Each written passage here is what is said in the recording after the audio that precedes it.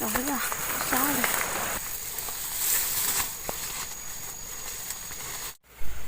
rồi. Đây cô chỉ phát nhé.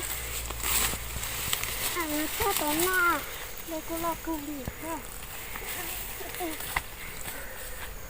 Cô chỉ phát nhé.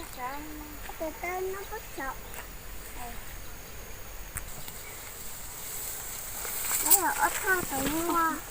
Cô bao dùng tổ có lên đi tu.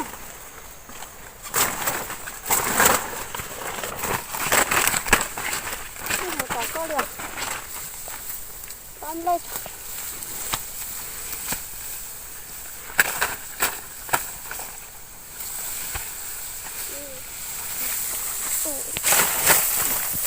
Nó cất nhỏ em cô. Tổ. Đây là không được.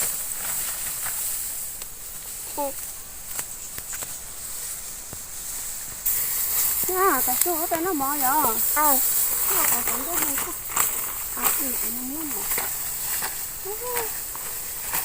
Nó dùng cái to nó đi không? Cái to đi không? Ôi trời. Mò to.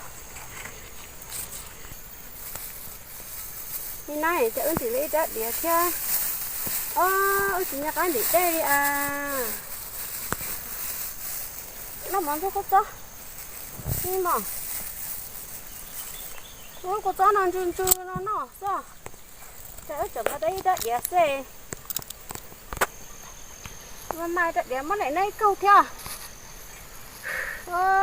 Chuyện khách đen thì thì đây là mía rồi.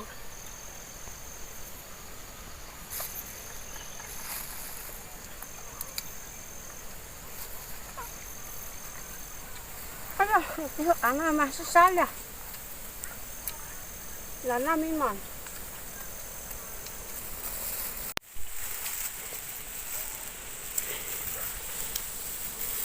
thôi chúng gạt đen thì đen hàng này à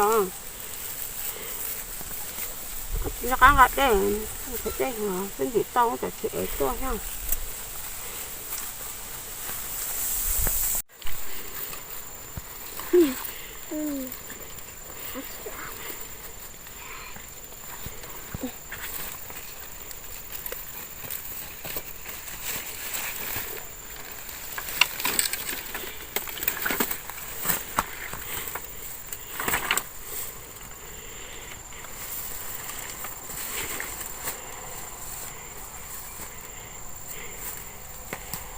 Mẹ mất kìa.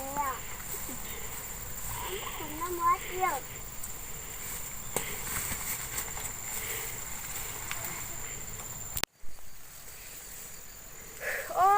chả trở lên đó này sát hồi mình ai Biết rồi cái mà.